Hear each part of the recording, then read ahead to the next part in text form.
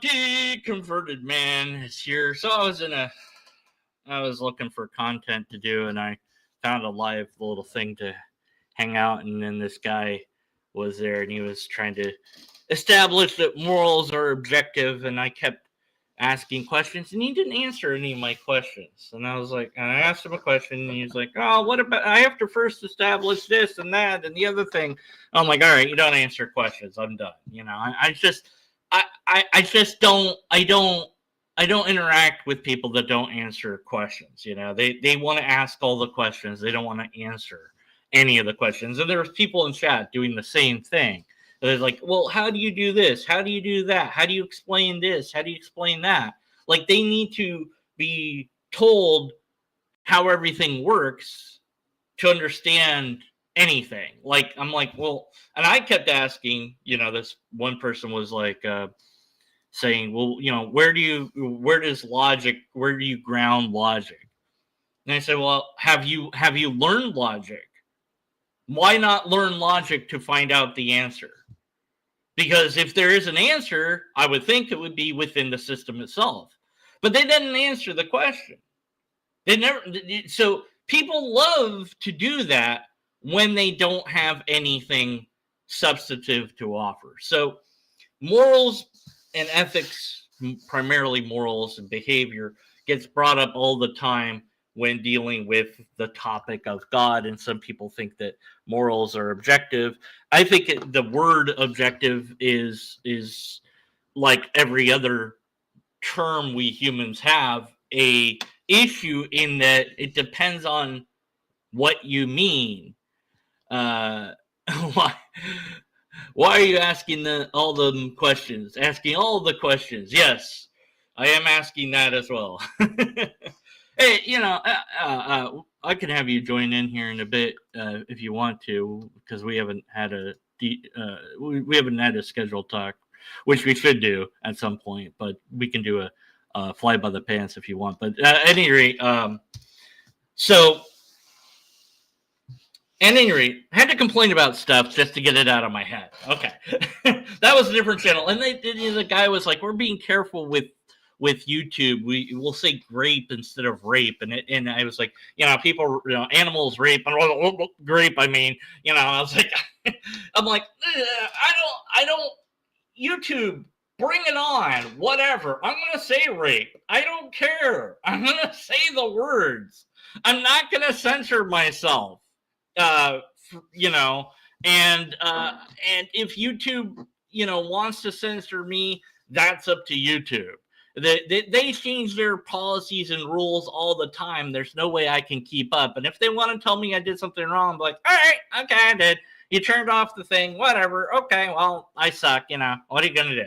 But anyways, it's just, it's so stupid. Change the words. We know what you're saying, you know. So it's just, you know, and then you water down everything. So. The species level morality. So the idea that morals are objective has potential, well, of course, the potential problem, the word objective.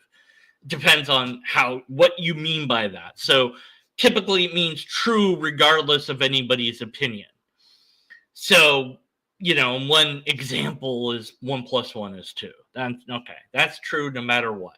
Well, why? Well, there is no deeper why. That's just how the damn thing works. So killing is always wrong. Well, is this true universally? Because it'd have to be. It would have to be true for all living things. Here's Robert. Here we go. Hello. Rob? Hey, man. How's it going? Yeah. Sorry, I'm No, it's all right. Just my mic a little. How you been, man? Oh, you know, I'm complaining about everything, you know. So I was like, I can't say how I want to say stuff on that channel. I'll just live myself. Screw it. I want to talk about this stuff without censoring myself or having people not answer questions. And, you know, the frustrations I was dealing over there. And then James was like, let him talk. I'm like, no, this is how. What channel is this? I don't know. Whatever I was just on. It was some website, like, you had to click on. Let me see. Don't not do that. let me see the history here. Let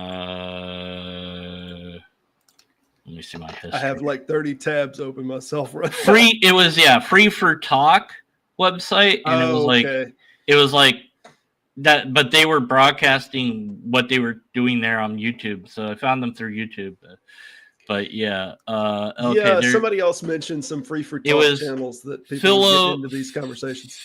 Sober is the name, and they have a way load of subscribers. They don't need my help. Yeah, they're a big YouTuber, and so hey, props to them, but also screw you. No. As a small content creator, I have to be mad at the bigger ones, I guess. I don't know. Absolutely. No, I'm just kidding. So, the grounding of logic is kind of this, I guess. Let's start there. Now, you're a skeptic, and I did this survey, and I don't know if you participated or not. I did. I sent you an email. You did? on it, I think. Okay, because I'm sorting through all the data. I've just I got too many responses, which is good, but also I'm like, no, what do I do? Yeah, but so I asked the question of, what does the word skeptic mean to you? What do you think it means to other skeptics? And different people have different responses to that.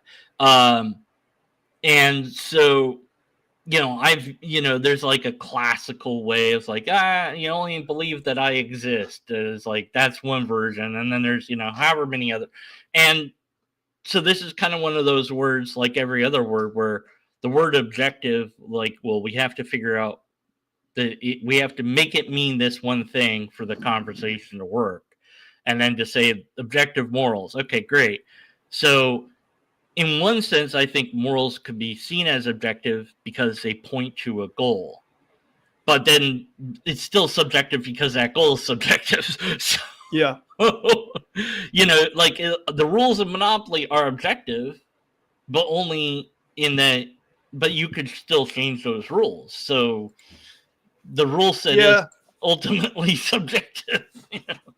So, but then this is a subject I've been wanting to get into with the guy called Objective Ethics, because he has a model that is probably, if I had to guess, very similar to the content model of Objective Ethics. I don't subscribe to that fully, but I understand that people have moral realism positions. Yeah. Some of them are pretty defensible. I don't think any ontological God said so, therefore that's what this person was going for, right?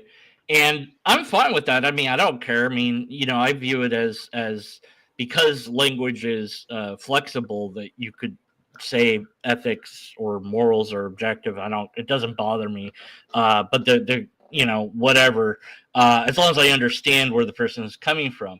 But then this question of the grounding of logic was coming in, and it seemed like the guy was maybe trying to go a preceptional route, like logic is metaphysical. I'm like, what are you talking about? These are all presuppers. Anybody that tells you logic has to have a grounding. What do you mean metaphysical? God, what the hell is metaphysical? That's presuppositional. Yeah, it starts with, there has to be a God for logic. Yeah. And logic, it's like crazy. Logic works because there's a reality. Okay, well, why is there a reality? Because there's a God. Oh, I win. Okay, that's nice. I don't know why there's a reality. There just is. So we map logic. The grounding of logic is the reality that logic is in. So that for humans existed before humans only because the universe existed. But it also didn't exist in that the labels aren't. Without humans or something equivalent to humans, some brains like humans have, some creature, aliens, whatever, there's no one to actualize any thought. So logic only exists in the mind. Logic. The concept, but the facts of the universe that we base that on exist regardless of people existing or not. So that's where I think there's this disconnect where the believer in a God is intertwining ideas together that don't belong together. Well, so much they've lost so much ground, it seems, in the subject of philosophy, that now there has to be this final linchpin of a statement that God is, and just objective. Look at the trees. I don't know if you've seen this argument I've going around heard that that many times. that there Look at the is, trees. yeah, that there is physicality, that there are these things, and therefore this must be, grounding that there must be a God. Everything is the one video I was covering where basically everything was the effect of God. Right. And he was trying to compare it with, like, he was saying gravity. We believe in gravity. I'm like, well, I don't believe in gravity. I know gravity is a thing. Like, I was arguing even that point. I'm like, no, I don't view that as a belief. Like, the word belief means a thing to me that it might not mean to him. I'll grant that, but no, I object to that. And it's like, well, God is that thing. I'm like, okay, so God is like a force of nature at that point, and it is the thing that made everything else be. Okay, that's nice. I don't know why you call it God, but whatever. Well, there's a problem that theists have, specifically in the Christian genre, with this ideal of pistis and belief from the Greek. So when they say I believe, they think of it in terms of faith. And we have kind of this historical trace of the word. Like, so when people say, just like the justified true belief model, if you talk about the JTB model or the tripartite model of knowledge, it'll say that that's the one of the three components, that you have to believe the thing to be the case, that it's justified, that it's true, and that you hold it to be true. But when this was originally posited, there's two words in Greek that we translate now as believe, and one was pistis, which was like faith, and the other was doxa, which is more like an opinion or a position that you hold it so. When this was originally written, when Plato and Aristotle was writing on this subject, when they used this term, they used doxa, not pistis, as if it was faith that had some kind of qualitative value, as you could say faith in. He said doxa, that simply that you hold it to be the case. So in that, when we use belief in a secular sense, I think for the most part, we're just trying to use a word that means I hold it to be so. That's more like doxa. Like the way I view belief is like, I can believe in a person. Like they have some potential to do good or whatever. I can believe tomorrow is going to be better than today was, or something like that. It is something that I hope is true, but I don't know that it is, and I'm like, I literally go by what the definition of the Bible gives. Like, it's hope in what you don't see. It's like, that's what it is, and that's how I use it. But I mean, people are free to use it. However, of course, you have to pin that down if you're going to have a discussion, because you have to understand, where the other person is coming from to, ideally. And of course, it'd be great if we could just use an artificial language, but interesting that what you just mentioned a moment ago, that you believe in another person. This is how piste, or the root word, from my understanding, is how it was originally used. It was used in the context of having an agreement with somebody, that they're making kind of a contractual kind of I'm trusting you kind of thing. So this is kind of the origins of the pistis that is kind of transformed into belief and faith, is that there's a trust in the agreement that we're going into. Yeah, I think I would see that in Christianity, because you're supposed to view it as this relationship. And so then you have a trust that this thing is not going to fail you, because it hasn't failed them in the past. And so there's a trust that you're establishing there, and that's what the faith is. And of course, well, that changes from person to person. But when I was a believer, I think I would have thought things like that. I guess it's kind of hard to know, because it's like it was so far ago when I was that. Like, even when I look at videos that I did back then, and I'm just like, what was I thinking? I can't believe I said that. It's so bad. I didn't know logic. I didn't know science. I've said some stupid crap in the past. Trust me, I've said some stuff, and I look back at it and say, what the hell? But I mean, and I talked to my brother about God idea And I said, that it's more, to me, it's more like poetic. Like you cannot approach this from a logical scientific perspective. It is a poetic endeavor. It is one of art. It is one of feeling and emotion. It's not one of it is subjective. It isn't you have to look, when the poet writes, I love you with all my soul, they're saying that more than what I was, I love you with my mind. That doesn't really work. It's like I love you with all the chemicals in my brain. So it doesn't paint. Yeah. It doesn't paint the same picture. It paints a different picture. Absolutely. And what that picture is hard to really ferret out, I guess, to some extent.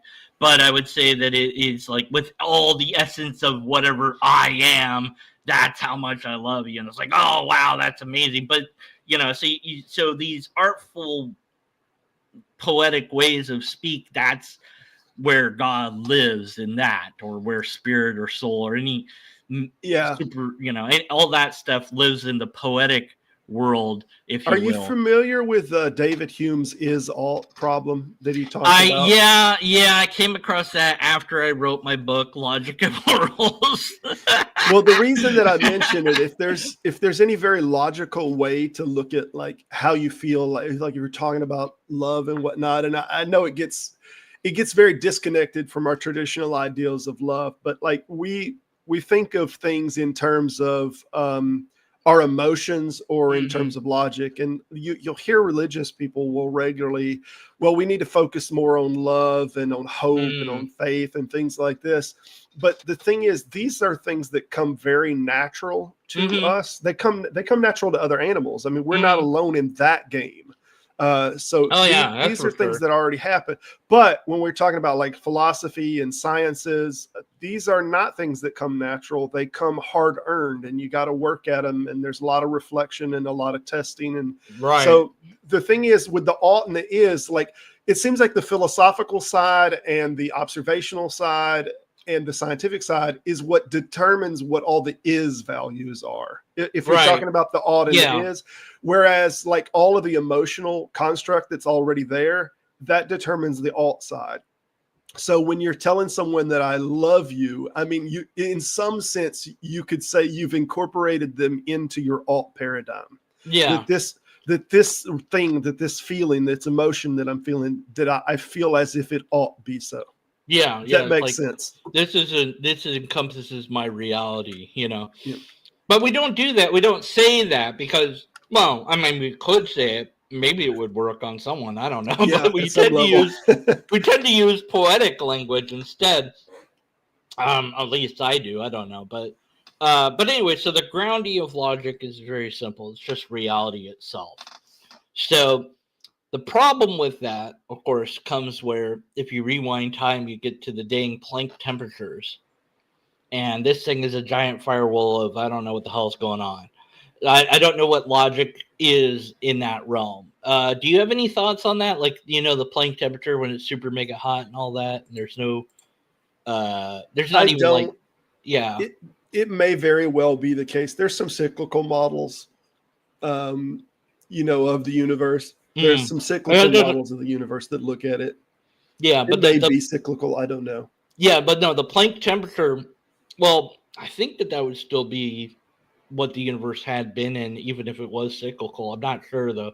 But if you're talking Planck temperature, are you talking about a maximum state of all of the energy combined as a maximum temperature, or what are you talking about when you're talking about Planck temperature? Okay. Sorry, I'm not familiar with Yeah. Oh, okay. It's the theoretical maximum temperature in the universe. Yeah, so okay, that's kind of what I thought. 1.417 times 10 to the 32K. So it's hot. The laws of physics aren't anymore because there's not even like atoms or subatomic particles. Like how can you do physics if there's nothing physical? So if the singularity is a thing or was a thing, then you would have Planck temperature. And so under that model, we imagine ourselves in that reality. Of course, we have some magical shield that protects us. Otherwise, we would stop existing immediately. But you look at that universe and you go, man, it's super hot. There's no quarks. There's no molecules. What logic is A still A? I don't know. It's hard to. Yeah. I mean, like, I don't know. Like, are the laws of logic still here, or are they different? I don't even know where I would begin, because it's so, well, it's nothing like I'm used to. So I don't even know how I would map logic onto it. So here's my problem with it. If the Planck temperature is based on all of the material in an energy form compressed into an area, we don't know all the material. We have the observable universe, and then we make speculations beyond that. Not redshift, but beyond what we're able to see, beyond what time has had enough light, or there's been enough time for the light to get to us. Beyond that area, there is more, or we believe to be there more, but we can't see anything beyond a time frame. So then it's all speculative as to how many suns, how many galaxies are beyond that point. So for us to get anything accurate in terms of that, I have serious doubts about that. Yeah. Well, I mean, just based on the idea of the model of, this idea of Planck temperature, if that was ever a thing, then you can't apply our understanding of logic to that type of universe, because that universe is not our universe. I agree. Yeah. So I don't know what types of logic you would have, but I know it wouldn't be. Well, I don't know what it would be at all. I don't know if it would be, or I have no idea.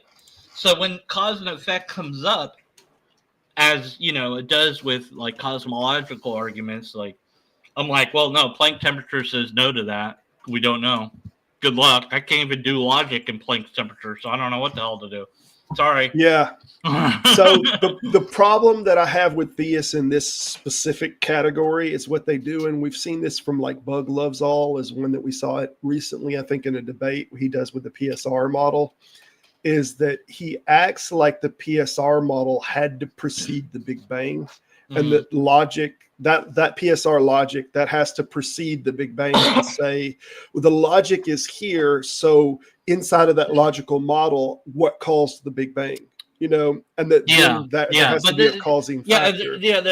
Well, cause, as we understand it, might not even be a thing, right? And so that it might not work the way we think it does anyway. And so it's like we've hit this giant wall of unknown, in my view, and I'm like, well, everything and anything I could say would be speculative at best. So I'll just say I don't know, and that's fine. I'm happy with the well, maybe I'm not happy with the mystery, but I have to live with it regardless. Yeah. And I say, okay, well, after that, after it cools down and you've got stuff, then we can do all the logic we want. That's great. So this undergrounding of logic is just in the reality that we observe. That's what it's grounded in, period. And there don't need a mind outside of our minds to make that work. And for whatever, well, I guess we can guess on the reasons that the theist wants it to be that God. Well, that gets into idealism and what's his name? George Berkeley's whole idea about, I don't know if you remember the description or if you've heard of his argument about the tree. He uses the tree as an analogy, and he says that the tree doesn't need to exist in the strictest sense or the way that we think of the tree. He says, and I'm sorry, I can't get the exact quote, but I actually wrote about this subject about 2 years ago, that the tree exists because we perceive the tree, and what we're perceiving of the tree is what exists. I know it gets very abstract, but the reason that me and you can agree on the tree in any sense is because God perceives the tree. The ideal everything is thought. I've heard this there was that movie, it was put out by a cult, which I didn't know until later. It was called What the Bleep Do We Know? And it was produced by this cult in efforts to promote their cult, which wasn't very successful because I saw the movie and I didn't know anything about the cult. So, but in that movie, they do this stuff with the quantum slit experiment. They have a whole cartoon guy explain it, and it's all very fanciful. And they get it mostly right, but then they don't, because they show an eyeball, and they say the observation of this collapses the wave, and they're showing an eyeball. So your brain, you're like, okay, we look at it. I see it. It collapses. But that's not what it means at all.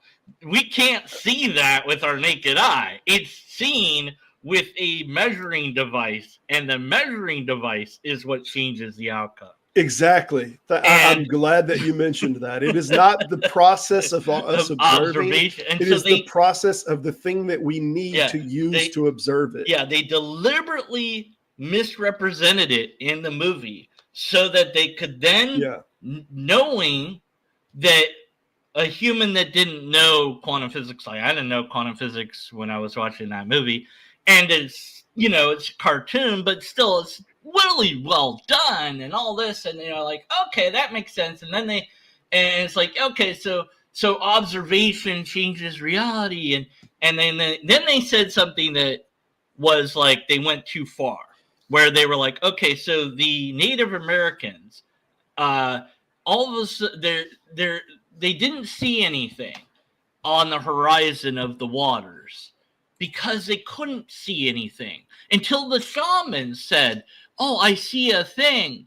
And then they saw the ship. And I'm like, what? Huh? Wait, what?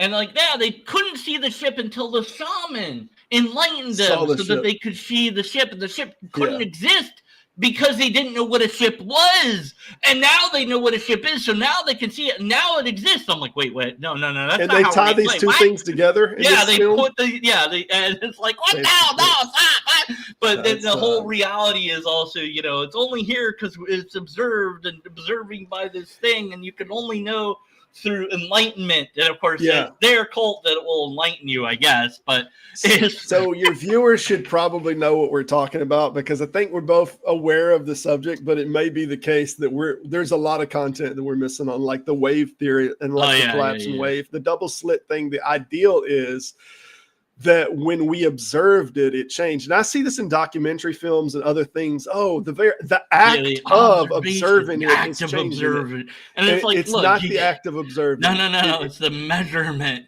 Yeah. Well, so we can't see it unless we're hitting it with some kind of energy. We have to have energy to come back to our light. And the thing is, light is a super sensitive thing. And when you hit it with electric waves, or you hit it with anything that we can detect it, you're then affecting it with any energy. But you cannot observe a thing and how that particle is interacting without having some instrumentation to hit it with some kind of energy.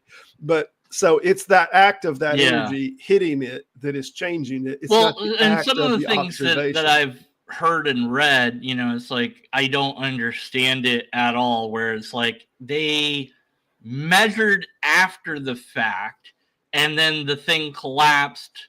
And so they read that it collapsed, and then they measured it, and it's like it only collapsed after they met. And I'm like, wait, what? So it's like it's bending my brain. I'm like, it collapsed. They measured that it collapsed, and then they saw that it collapsed, the wave collapsed, and then they measured to try to figure out what had gone on. And they're like, well, wait a minute, it collapsed because we measured it. I'm like, yeah, but it already had collapsed. So what would happen if you hadn't measured it? Huh? Cause and effect went bye-bye. I'm like, no, but wait. Well, you have as an after effect, like you're seeing the light as it hits the wall when it goes through the double slit. And you're seeing it here as it hits the wall, but you're not understanding what the particles are doing, why it's doing this. So then as you measure this, then your output is changing. Right. But it's like if you do that after your output, it's like, well, so if you see that it's collapsed, don't measure it. So then would it not? The double slit experiment is an important one, It's an important one in history. It's an important one that we know. Here we go. The woo woo that they push into because they know it's weird, and so this is the guy. This is the cartoon dude. The whole movie is available on YouTube. So whatever, I don't know. I don't care. Go ahead, hit me with copyright. Go ahead, guys. This is fair use. I am commentating on this. Here's this guy. Weirdness. The infamous double slit experiment. To understand this experiment, we first need to see how particles or little balls of matter act. If we randomly shoot a small object, say a marble, at the screen, we see a pattern on the back wall where they went through the slit and hit. Okay, now I already don't think that a light is analogous to marbles. but that's the particle and a wave. Yeah. The idea that it is both a particle and a wave. So we'll get if we add a second slit, we would expect to see a second band duplicated to the right. Now, let's look at waves. The waves hit the slit and radiate out, striking the back wall with the most intensity directly in line with the slit. So far, this is basically right as far as I understand it. None of this is horribly wrong, right? No, this is spot on. It's the best I can tell. The line of brightness on the back screen shows that intensity. This is similar to the line the marbles make. But when we add the second slit, something different happens. If the top of one wave meets the bottom of another wave, they cancel each other out. So now there is an interference pattern on the back wall. Places where the two tops meet are the highest intensity, the bright lines, and where they cancel, there is nothing. So when we throw things, that is matter, through two slits, we get this. Okay, so now I think the equivocation has begun. When we throw things, is light a thing? Yeah. Is light matter?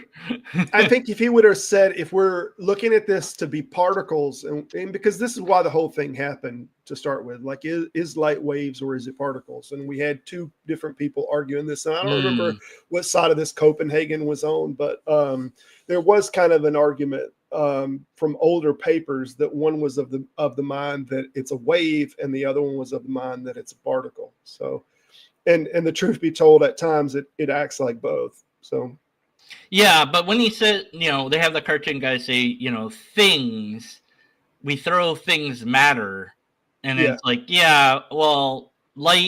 is light matter. There's something. I don't think that this is how an actual scientist would present this. I don't know. I really haven't seen a lot wrong as far as trying to explain this to the layman. I haven't seen anything wrong yet. Now, I'm comes in. It's coming. That's why I'm showing you this. We're reviewing this. We're critiquing this, and I'm adding my critique, and my level of understanding is, whatever. I don't know, but two bands of hits, and with waves, we get an interference pattern of many bands. Good so far. Now, let's go quantum.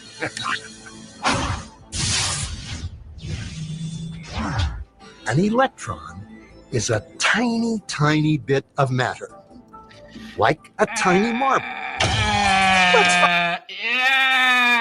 Electrons have mass. Electrons do have mass. I don't know that we consider them in the matter category, but they do have mass. Okay, they have mass. So, okay. Fire a stream through one slit. It behaves just like the marble, a single band. So, if we shoot these tiny bits through two slits, we should get, like the marbles, two bands. What? An interference pattern. We fired electrons, tiny bits of matter through.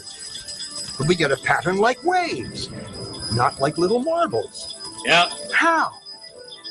How could pieces of matter create an interference pattern like a wave? Because it is a wave, and it's not. That's why. Nah. The end. Basically. Because that's how it works. I don't know. It doesn't make sense. It doesn't make sense. Okay. Now, I wonder if somebody wants to do the math on the chalkboard here. Y over 2 something 9 with the weird line over it. But physicists are clever.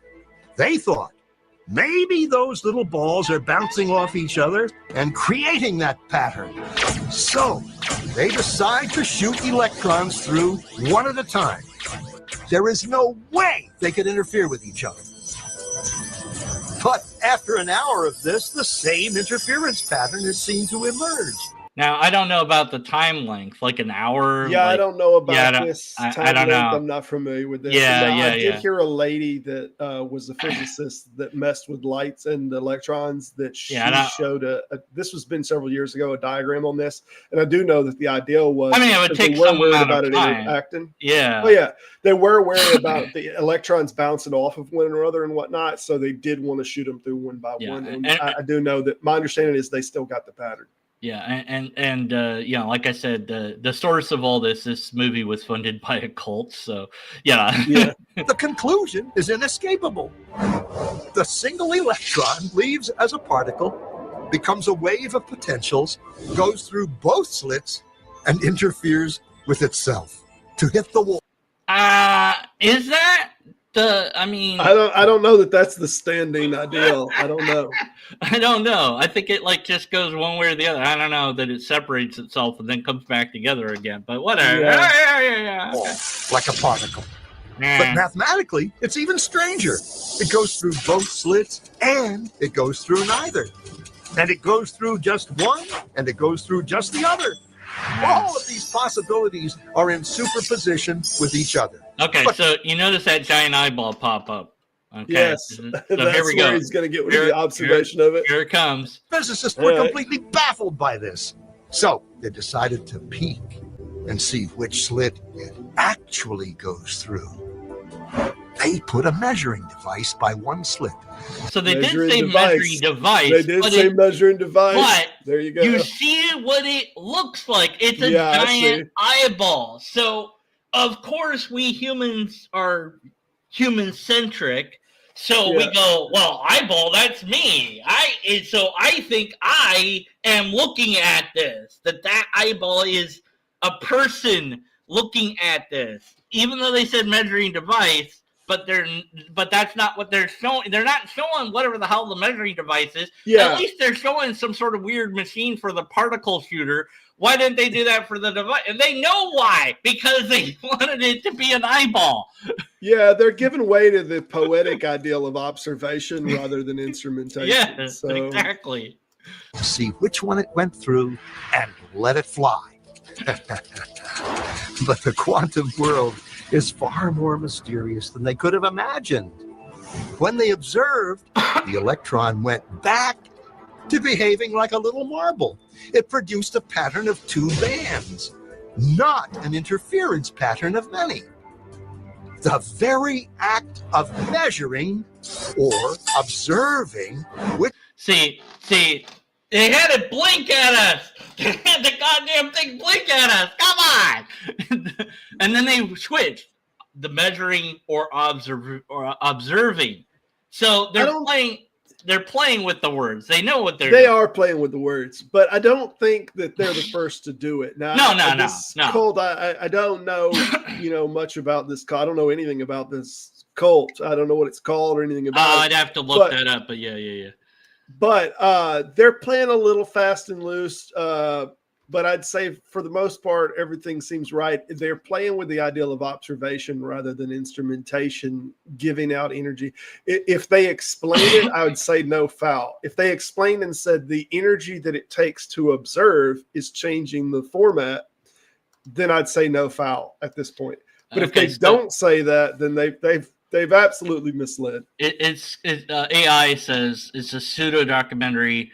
It's funded by the Rathman School of Enlightenment, which is a New Age cult based in Yelham, Washington, led by Jay-Z Knight. It features her, and she claims to channel a 35,000-year-old being named Rashmatha, and yeah, so that's that's the origin of it. Now I'm trying to avoid the genetic fallacy, but when a cult funds a documentary with not enough quotes in the universe, But anyways, okay, back to this, because it's already playing with the language, and I know why. Yeah. You know why. I'm just exposing why. Yeah. Slit it went through meant it only went through one, not both. The electron decided to act differently. Okay, the electron decided. No. Electron don't decide. No. That's not a thing. That's not a thing. Yeah. As though it was aware it was being watched. As though it was aware. And it was here that physicists stepped forever into the strange, never world of quantum events. What is matter? Marbles or waves? And waves of what? And what does an observer have to do with any of this? See, Nothing. yeah, Nothing. see what he An did? observer. See what they did? See what they did? I'm telling you, they know what they're doing. The observer collapsed the wave function. Nope. That's where it's blatantly, this is a lie. This is a The lie. observer collapsed the effect. Oh man. Link. Simply by observing. So there she is. There's the gal. There's the gal. Jay-Z. Okay. We are always the observer, Hello there, the web expert. but sometimes we identify with the event so much so that we even lose the aspect of the observer. That's why the materialist gets totally lost and thinks that we could do without the observer. Okay, so there goes the woo, oh, right. the observer, and Yeah, the observer, making blah, magic blah, of and the then observation. the Gates, the materialist, right? And then it gets stupider after that, and yeah. So the whole thing of this is that clip, the whole thing I played you with that guy, got isolated from the movie and played on different medias, YouTube and whatever was out. And so just that alone was shared. And so that became part of the zeitgeist for who knows how long. And some apologist grabbed it and ran with it, not knowing where it came from. And so who knows how much damage this did. And all because it sounded good. When was that? I didn't see the date on it. Oh, let me see the bleep. Do we know movie? What is this? 2004. Oh, yeah. Yeah, I feel like some. I mean, there's probably been stuff before that, you know. Yeah, there's probably stuff before that, but this was, it got shared around on the internet, just that segment of it, without the rest of the movie, and even with the rest of the movie, and you're not told, of course, what they're trying to do, or I may be wrong though. I may be wrong. This may have been the origin of it. I'm trying to think. I don't know. But yeah. But at any rate,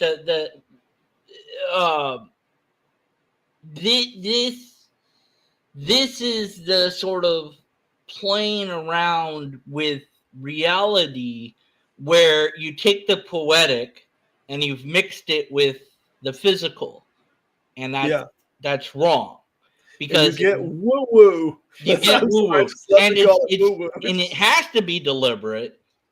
And you can tell because they said measurement, and then they didn't show a measuring device, and then they said observer, and then all of a sudden it's observer, and then it goes straight to a person putting on glasses, so your focus is on eyes, and you're thinking observer, and you're thinking people, and then they're having this guy that has some accent, that probably the shaman guy, whatever, I don't know. But so he sounds very mystical and all that. And but when you isolate that clip and share it, and people go, oh, this looks really well done, it's really well funded, it's obvious, it sounds right, it looks right, it feels right, whatever, and it seems like a science guy. I mean, they made him look sciencey. They got a guy that sounded sciencey, and so Yeah. and if you don't look into it, and you just, because I just saw that cartoon, that's all I had seen, and so I was like, okay, yeah. But then when I saw the rest of the movie, I was like, no, wait a minute. Well, all of these woo-woos have one thing in common. Like everyone you'll ever see you'll notice that they're slowly but surely, they're not trying to feed you the data for the data's sake. They're not trying to explain this inside of a closed set. Like, wow, this is cool that this happens.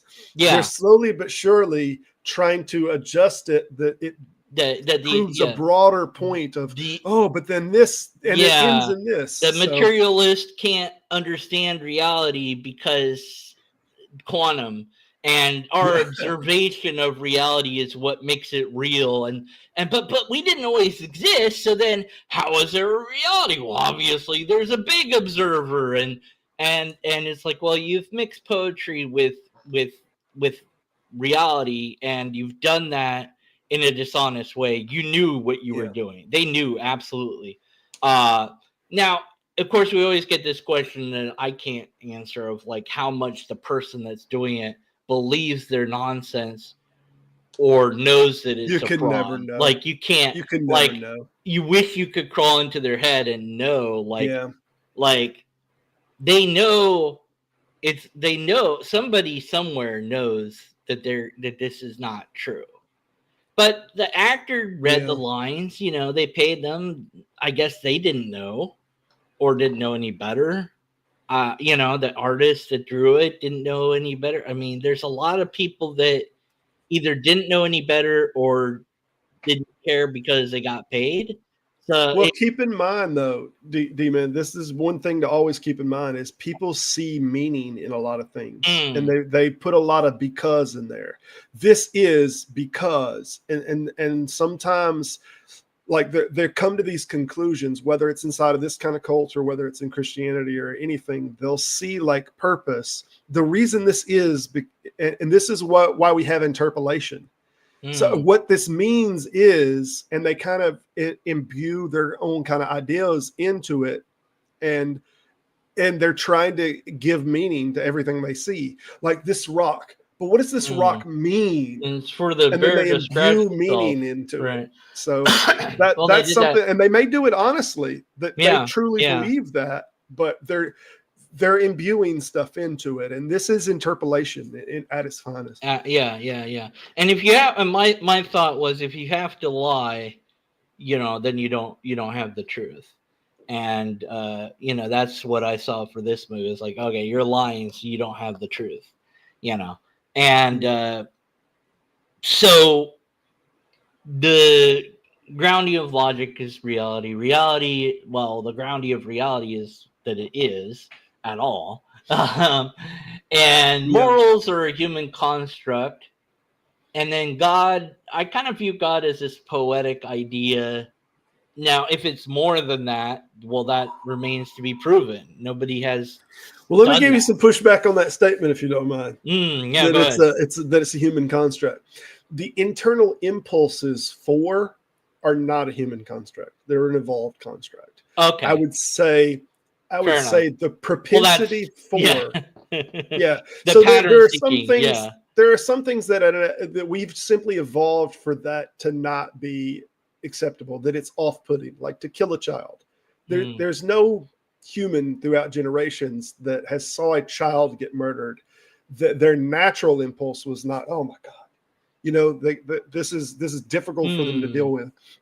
So this is an internal impulse it doesn't even need to be doctorial. It doesn't need to be taught by civilizations or whatnot. There's these internalized impulse that if we didn't have them, we probably wouldn't have made it as a species. So you could see the same thing. We've seen YouTube videos with cats and dogs and whatnot. I don't know if you've seen the cake ones where the cat is built like they build a cat like a cake, and then they cut it in the front of the other cat, and the other cat's like, whoa, you know, he's freaking out about it.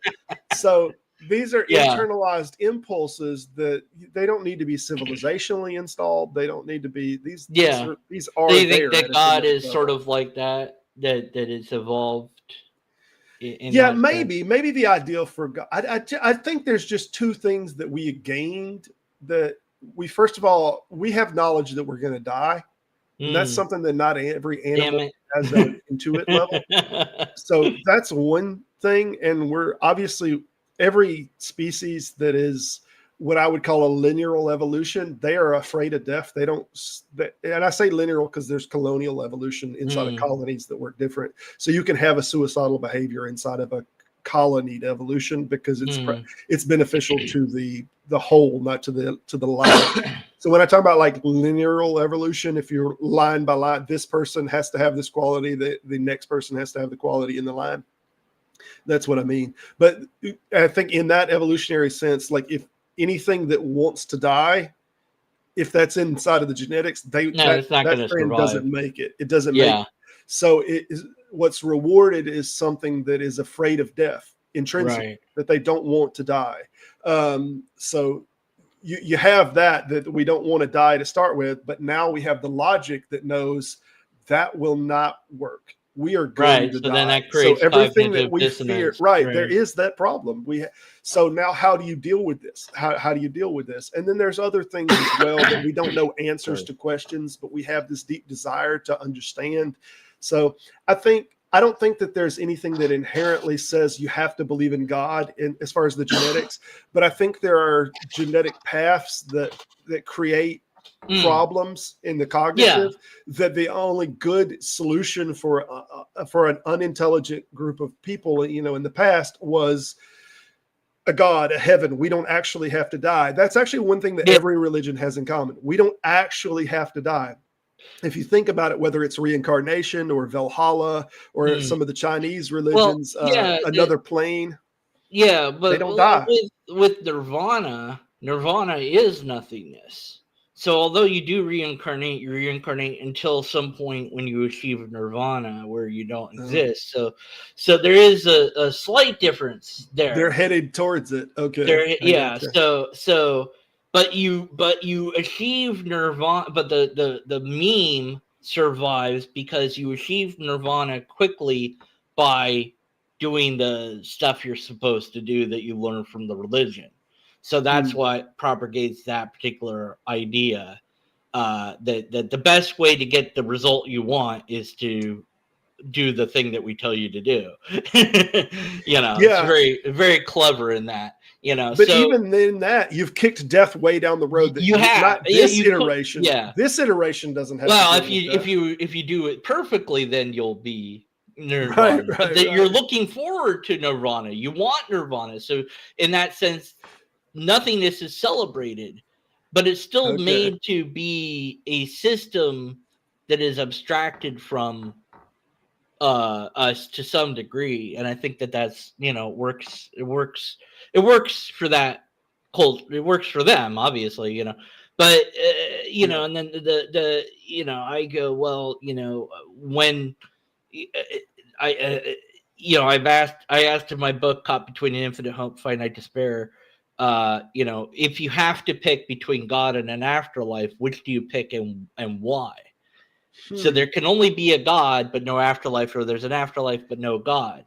And it's not just for believers. I mean, although primarily, but it was for myself and maybe even people that, that don't believe. But it's like, okay, if we got to pick, I guess I would want an afterlife, but I want the afterlife from the show The Good Place. That's the afterlife I would want. I don't want an afterlife where you're stuck existing forever. I don't know if you're familiar with the show The Good Place or not, but no, I don't think so. Oh, it's great. It's fun. It's hilarious. The gal wakes up and she's in the afterlife. She's dead, and this is the good place. So she's in the good place, right? At any rate, it is a bit of a spoiler, but I don't know, whatever. That eventually they set it up so that instead of existing forever, which is what everyone has done so far, they make a gate that you can walk through and stop existing. And so that I've seen this joked about on some YouTube videos, but I didn't know what it was referencing. Yeah, so I thought, yeah, because everybody kind of got bored. Like, okay, I did everything, I'm done now, and I'm just bored, and it's like, okay, so and they couldn't do anything. They were stuck. So it was more, even though it was the good place, it was not, because they were stuck. And I don't know what that question would be kind of a litmus test to. I don't guess it would be to, like, do you want this? Would you rather this or rather that? But I do think it kind of tells you some self-reflection, at least about yourself, how you answer the question. But that's an interesting one. I had one that I had posed years ago, and I think it's one of the reasons that I came away from the church, is the ideal that if you had God or truth, and you could see them as separable, which one do you pick? Do you pick truth or God? And the problem is, any theist, well, God is truth. They won't let these questions be separable in any sense, that God is the manifesto. He is the manifestation of truth, right? So, but the problem is, like, whatever you think God is, you may be wrong about. So whatever your God is, and if you look at this from like a Kantian terminology, there's the noumenal and the phenomenal. There's the thing in of itself, and then there's that which we perceive of it. So there are our ideals or concepts of God. If we're a theist, that we think of it as that our personal God, what we think of God as, right? And could that be wrong, even if God isn't wrong? And I think for the average person would say that could be wrong. Yeah.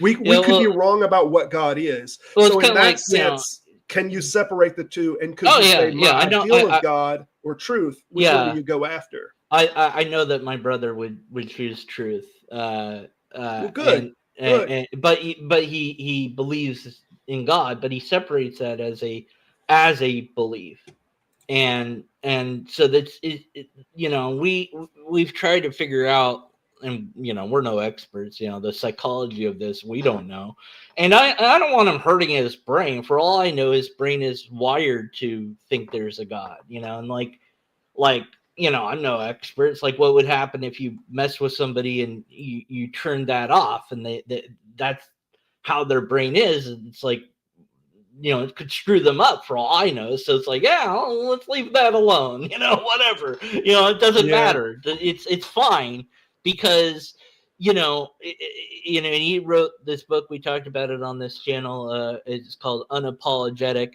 and why people shouldn't use apologetics. And he tries to aim towards the believers, primarily Christians, but in making these arguments that we skeptical people make, but in a way we couldn't, and so there's a value of some sort of that he's able to separate this faith from things we can verify, and say, I don't know why I believe it, I just do. And it's like, okay, well, I don't know either. And it's like, that's interesting, and that is what it is, and it's just a weird phenomenon. And for whatever reason, my brain was able to switch off belief, but it was very difficult to do. It cost me. Absolutely. It had a huge mental cost.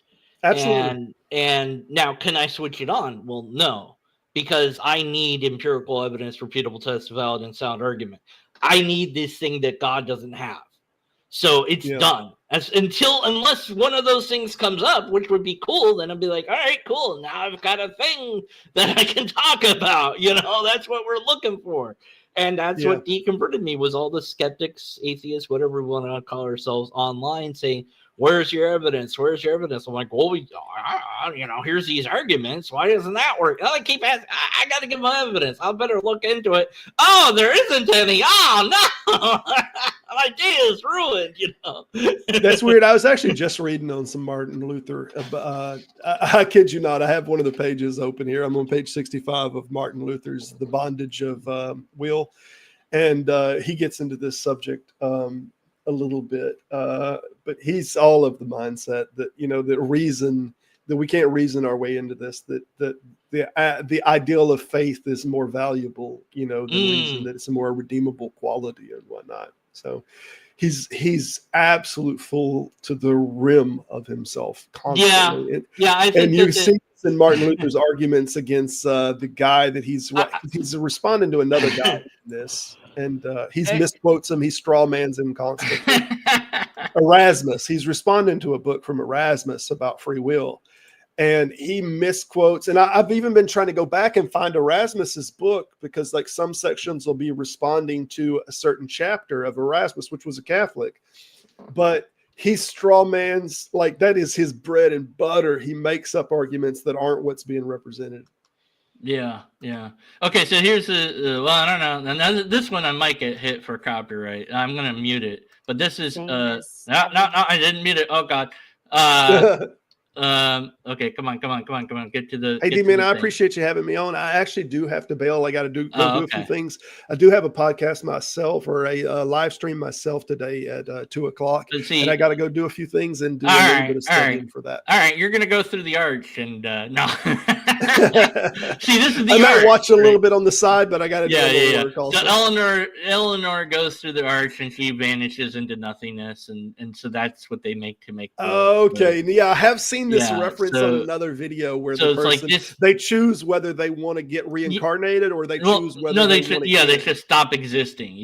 Right, because you can So I thought that's cool. That's what I would like if there was an afterlife, if I got to pick, as long as I can exit at some point. Now I don't want it to be an arch because I'm paranoid. I want it to be a button that is protected by like 20 other buttons that all are like, are you sure about this? Yes. Are you sure that you're sure? It's like, and it's really cumbersome to do. I'm very all right. Anyways, all right. Cool. See you later. I'll have to check that out. For now, I got to go to the march. I'll be back. Okay, later. All right.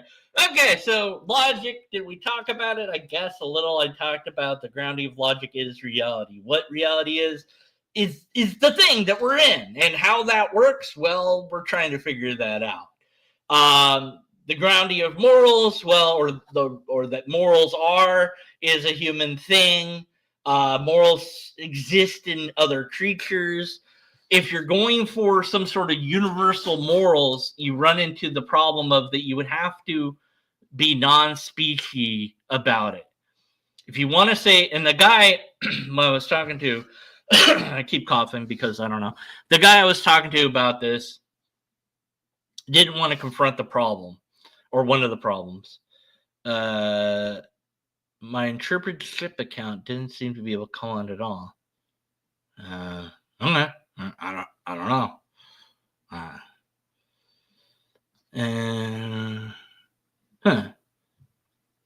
Weird. I don't know. I don't know what's going on there. Permaflux. YouTube doing weird things. I don't know. Okay, where was I? Oh, the morals are a construct of not just humans, but animals when they have certain brains or whatever. And okay, the guy said murder was wrong. I'm like, well, there's a problem there. And murder is a law. It's like, that's the definitional word. It only exists that it's a law not to kill. So when you make it legal, there is no more murder. And I said, so you can't say that that's objective in any sense. And he's like, okay, well, that's a bad example. And I was like, yeah, but he couldn't accept that he even got the definition wrong. It was weird. And he's like, okay, well, rape. What about rape? I'm like, okay, is that universally wrong? Again, for all creatures, not just humans, but every creature. And he didn't answer the question. He wanted to focus on humans. And I thought, that's very species specific. And I said, well, you want to say it's wrong. Okay, cool. That's nice. But there's clearly humans that don't think it's wrong. So what's up with that? You can say, but it's really wrong all you want. But how do you prove that it's really wrong? And he moved it to the abstract, well, God does it. I'm like, well, but then how does God do it? If God says it's fine, then it's fine. So there's a problem there. And I said, I think the deeper problem, one of many, with divine command theory, which is that's the ethical system of that he was in, is, God makes morals make sense, is you have a God that you cannot question that says this is right. So killing people that wear hats on Friday, that's what is right to do. Meanwhile, you have a different group of people, and their God says killing people with hats on Friday is absolutely wrong, and you should kill anyone that does do that. And then both groups come together. They cannot negotiate with each other. They cannot compromise because they both are held to an unquestioned standard that neither one can prove, by the way. And so what do? They fight each other and they kill off each other until one prevails. And so morals work only if we can negotiate those morals. Now, you might say something like rape, that's unnegotiable. And there's no time and place where that's... If you're looking at humans, you might say that. But if you're looking at other creatures, that changes. And then if you're looking at a situation where that's ridiculous, but let's say that there's a small population of, I don't know what the smallest population of humanity that would bother to replicate or be able to continue the civilization. Yeah, 1,000 people. I don't know, 100 people. I don't know that would be enough. Probably 10,000. I don't know, but small, super small. And well, the woman doesn't. There's a few women, not that many, and they don't want to have sex. Well, too bad. You have to have sex for the human species to survive. But I don't wanna. Well, we're going to make you do it. It doesn't make it right, but right in what sense? Well, they don't like it.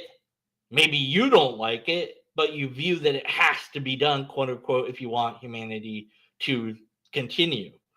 And so are your ethics then placed in that humanity as a whole is greater than the single individual? The needs of the many outweigh the needs of the one, or is the needs of the one outweigh the needs of the many? And Star Trek couldn't even answer that question. So I don't know. But you have to be able to negotiate that. And maybe you decide, well, it's best that we don't go down the path of raping that person because it's going to cause them suffering, and it's going to cause me suffering. And if that means the human species is extinct, then so be it. And then that means that it's really good, not because God, but because you made it really be good. You made that thing be the thing that mattered. But that was a you and them choice. So I take the short circuit thing, played the clip before, still relevant. Let's see if I have to go to the editing to do the thing. Let's see, videos live. There we go. Here we go. So this is this video. I don't need to. I guess I'll just share the video and that'll be that. But in this, the robot confronts his maker, and and there's this conversation that happens. Here we go. I think I queued it up correctly. The end. Thus, killing is wrong. Well, of course I know it's wrong to kill, but who told you? I told me. There you go. So, I know it's wrong to kill. Who told you? I told me. That's it. I told me that it's wrong. That's what makes it wrong. It's not objective. Okay. And there's nothing I can do about it. That's how it is. I don't know, man.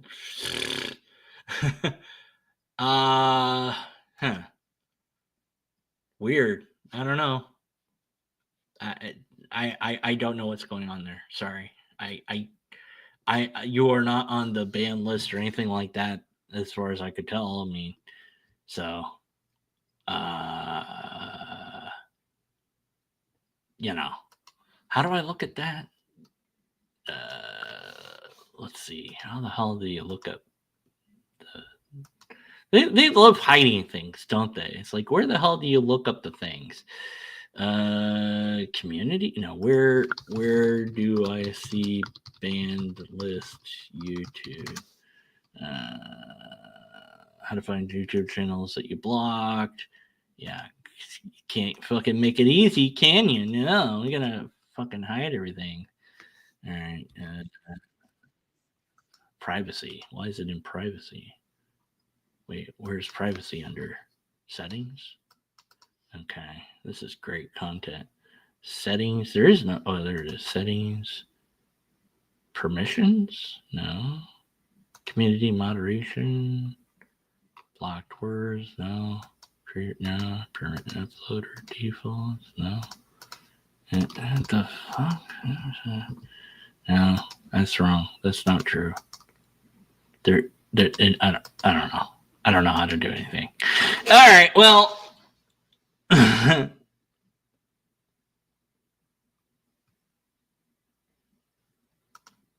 Oh, I don't know. I don't know, man. I don't know what to tell you. I don't even know how to look up who I have banned. Okay. Anyways, all right. So that's that. So that was all the stuff. I think I talked about all the things. So God is a poetic construct of humans / evolved with us because, yeah, like, it helped us to make sense of things. Yeah. But could it be a real thing as well? Yeah, maybe. I don't know. But for me, I need empirical evidence, repeatable tests, or valid and sound argument to be able to know that that's a thing. And for whatever reason, that's not what God is, apparently. Or if it is, I haven't found it yet. Nobody else seems to have either. So, keep being skeptical, I guess. And, bananas. I'm going to go get bananas and soda now. And I'm going to put the bananas in the soda. No, that would be gross. Maybe. Is there banana soda? All right. Later. Until be skeptical. All right. This was the thing I did. All right.